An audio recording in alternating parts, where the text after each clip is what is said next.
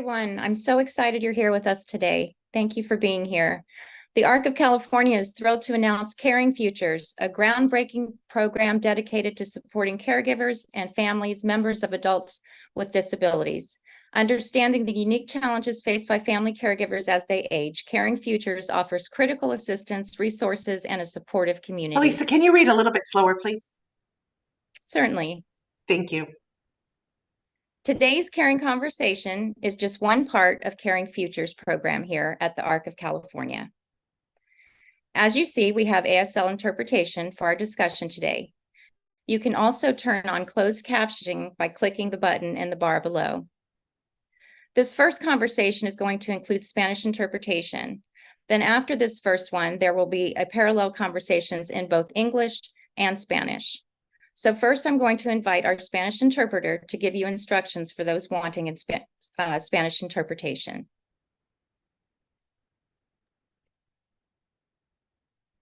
Hi, good morning, everyone. My name is Leticia. I'm here today to provide interpretation services in Spanish and English. For those of you listening in on the English, you can have your option to select either Spanish or English. You will see shortly an icon in the form of a globe shape that you can click on, and you can pick your preference of language, whether it be English or Spanish. Muy buenas tardes. Disculpa, buenos días a todos. El día de hoy, para aquellos que quieran escuchar la junta en el español, cortamente va a haber un icono que se va a aparecer en la pantalla en forma de un globo. Usted le va a hacer clic ahí y usted puede escuchar la junta completa en español cuando usted vea ese icono de globo abajo en la pantalla que cortamente se va a enseñar. Muchas gracias. Thank you. Back to you, Felisa. Thank you, Leticia. You are also invited to stay 10 to 15 minutes longer at the end for a question and answer session with our invited guest. At that time, we'll invite you to raise your hand and ask our guest directly. My name is Felisa Strickland. I'm here as a parent, caregiver to my beautiful daughter, Lily. And I think we have a picture of her and I coming up here. Yes, this is us at our ARC of California virtual conference last year. We started our advocacy journey here in Santa Barbara with the Alpha Resource Center. And we love to get out there and advocate for people with disabilities. I am also an ARC board member, and I'm very, very excited to be part of Caring Futures. As an aging parent caregiver myself, there's a lot to learn, a lot to share. So thank you so much for being here with us today. Today's topic is difficult dialogues within families. How can we open up with each other to best support our family member with a disability? I'm so excited to introduce our guest. Dr. Katie Arnold is a strong disability advocate with a sense of social justice.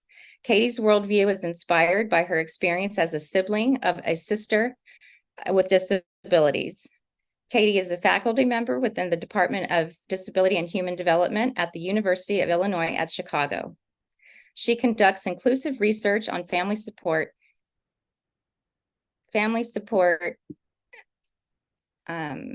my apologies, future planning and self-determination of people with disabilities. Katie founded the National Sibling Leadership Network, SLN, in 2012. Katie? Thank you for being here. Thank you so much. Thanks, Felisa, for that wonderful introduction. And thank you so much to the ARC of California for inviting me today. I'm really pleased to be here to really kick off your first caring conversation. Thank you so much. Well, let's just dive right into it. Tell us a little bit about your family and what brings you here to talk with us today. Sure. Let me share. I have a few pictures of my family to share as I tell you a little bit. So this first picture is a picture of me and my brothers and sisters, my siblings. I'm the second oldest of 5, and I grew up in New Jersey. And my sister Patrice, it has an intellectual and developmental disability. And she is the middle of all five of us. And in this picture, she is sitting in the middle of all five of us. And growing up with Patrice has really shaped my worldview and influenced my career path in a big way. You know, I remember even from a young age that I saw people with disabilities needing more support sometimes, yet I also saw how people with disabilities were often treated differently. And I wanted to change things so people with disabilities would get the support they need just as a natural part of life. And my sister Patrice really impacted that. And this picture shows me and Patrice at a self-advocacy conference. And I'm wearing a shirt that says label jars, not people. Oh, I love that. Thanks. And, you know, this is a picture of my mom and dad, my parents. And I really learned from an early age from my parents that everyone has different needs at different times. And they really taught me this notion of fairness, not that everyone should get everything the same or equal, but rather that with our different needs, we all have, you know, different times where we need more support. And getting that support is really what equity is about. And so instead of getting the same thing, you should get what you need when you need it. And that's kind of one of the biggest things that I learned from my parents. Now on the screen, I have some pictures of me and my husband, Gary. There's a picture of us at a disability rally where we were advocating to make change. And I have a shirt on that has a wheelchair heart logo. And my husband, Gary, has a shirt that says disabled and proud. And then there's another picture with our son, Matthew. And as part of my journey, I met and fell in love with my husband, Gary, who is also a disability advocate.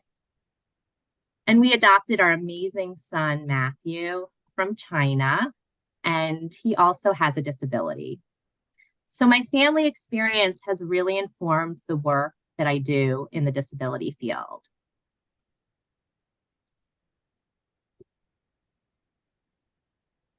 Tell us a little bit more about how you got into your work. I mean, obviously your family is your motivation, but how specifically did you get into creating this curriculum for Future is Now?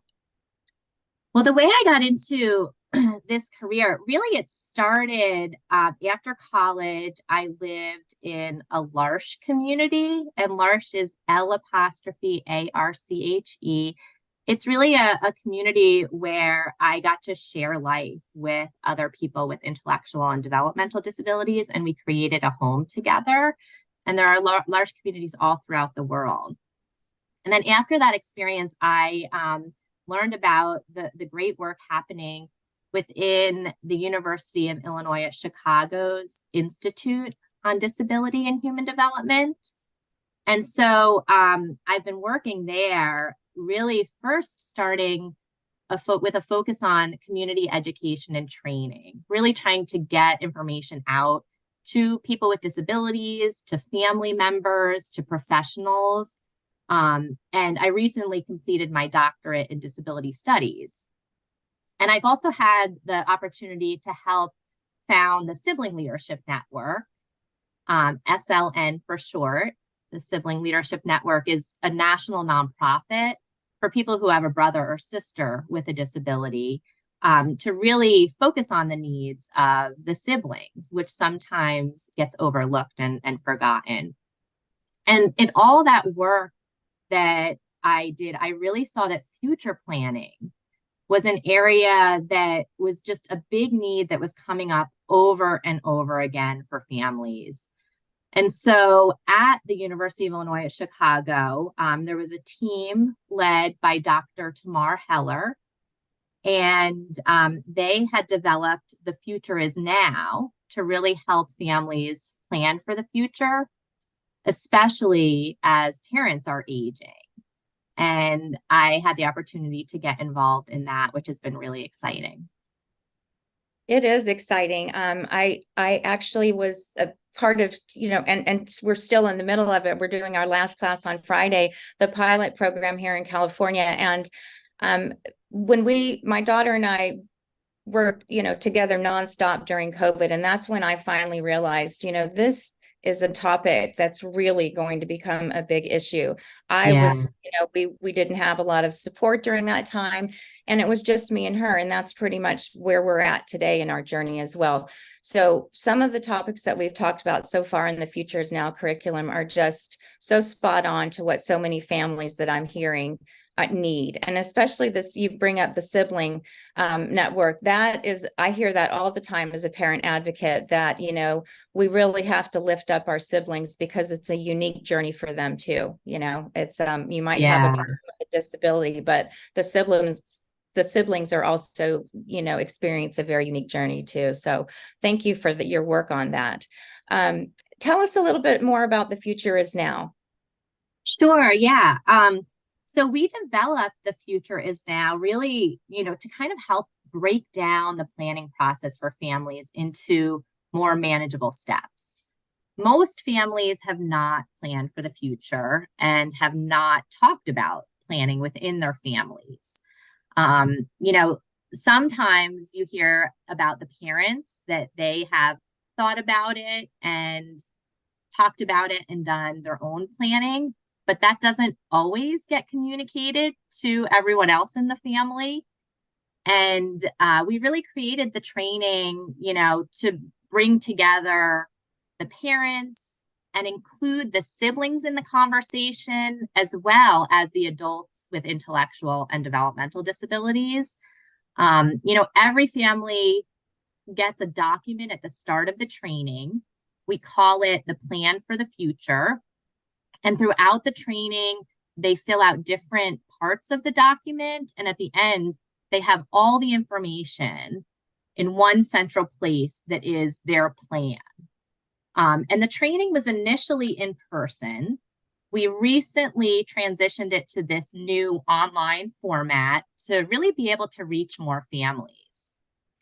And so the training occurs over 6 weeks. And each week, there's a Zoom meeting for 1.5 hours where the family members and the adults with intellectual and developmental disabilities get to discuss different topics of planning. The first week is starting the future planning journey, where the family really just gets to talk about what is future planning and also what are their hopes and their worries about the future. The second week, we focus on building relationships and self-determination. That's where families and the adults with IDD get to complete a circle of support, where they get to kind of think about and fill out who are the important people in the life of the person with IDD. And it's really interesting how sometimes families learn a lot. They think they might know all of the important people for their person with IDD, but sometimes things come up where they learn new things, which is kind of cool. The third week is supporting community living, and that really focuses on housing and healthy living. And the fourth week is choosing education, work, and retirement options, which is a lot, Yeah. a lot of different things. Week 5 is a hard topic. It's keeping the dream as we age, and it really talks about that aging process and end of life planning. We talk about grief and loss and how to support the person with IDD in the grief and loss process. And another really important part is identifying the successor of support. Who will that next person be once, usually it's the aging parents or whoever the primary caregiver is no longer able to fill that role? Who's kind of the next in line? And week 6, it's really bringing it all together, where the families get to identify what their goals are and their action steps for the next 3, 6, and 9 months. And then also just celebrating that all that they've accomplished in those 6 weeks. So it really starts, with this difficult dialogue, and it helps families kind of break that down to be able to plan so that they have a greater peace of mind, less stress and anxiety. So that's a little overview of the curriculum. Yes, and I can just say from personal experience going through it as a family and also as an instructor, that it's set up in such a way that it really gets you having the conversation with your family. And the curriculum itself, I love the first part where it asks you specifically, like there's a checklist, like of all the things that there is to do. And was surprising to me. I thought I had done so much, but there's actually so many planning components to it. So it really opened my eyes to what future planning really looks like. And then also, I love the component of a workbook for the caregiver and a workbook for the individual with disabilities, because the perspectives are not always the same, like you mentioned. And it's really powerful to get to know that other side that maybe you didn't tap into before. So it's really an exciting curriculum, and it's one that's so needed in our community. Yeah, thanks. What has been the most challenging part for you along your journey? I think for my family, it was really getting started. That was the hardest part. My family didn't really know what to do. We didn't know how to start. My parents had set up a special needs trust for my sister, and they kind of thought that that was it, that they were all done. And then it was really, from me, hearing other siblings talk about these hard stories when their families had not planned for the future. And it was from a place of fear that I went to my parents and said, we got to sit down and talk about this. And the first time we sat down as a family, it didn't go well. We all had very different assumptions about what the future would hold. And, it was very emotional because it's a tough topic to think about when my parents will no longer be there. And so we kind of fumbled through the conversation, and we learned a lot. We learned how to better include my sister Patrice in the discussion. We learned how to talk about things and make decisions as a family, and having the future is now and pulling components of that to use with my own family was really helpful. And we really got to a place where we could understand that each of us had a voice in the process and a choice in the process. And while my parents started out driving it, we really ended up just coming to a much better place and getting more on the same page. And now my sister is in a great place. She moved out from my parents' home. She's in her own supported living arrangement, and she's really thriving. Well, and it was what she wanted, right? It became about what she wanted for her life too, right? And that's it was, yeah. And that was a journey. I mean, when we first started, Patrice, mostly when you asked her a question, she looked to mom and dad to answer for her. She wasn't used to, sharing what she thought. She didn't even know what the possibilities were. So we had to do a lot of work as a family to help her learn the possibilities and let her practice speaking up for herself. We kind of had these two mantras in our family that my mom came up with. The first one was zip lips, so we didn't speak for her. And the other one was hands in pockets, so we didn't do for her automatically, and just gave her more time and space to do for herself. And we're not done. Oh, sorry, go ahead. No, I was just going to say, I bet that really built her confidence, with making decisions and choices for herself. Yeah, it really has. And I mean, it took many, many years. It wasn't overnight, with us doing this. And, as much as we've sat down and talked about the future and developed a plan, we're not done.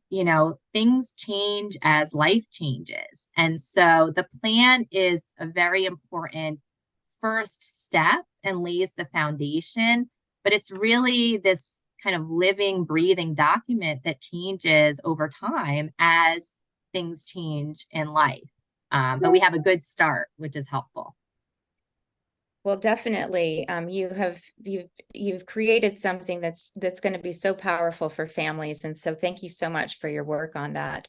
It sounds like your sister is really lucky to have you. Your whole Well, I'm family. lucky to have her. So Yeah. Thanks. That's wonderful.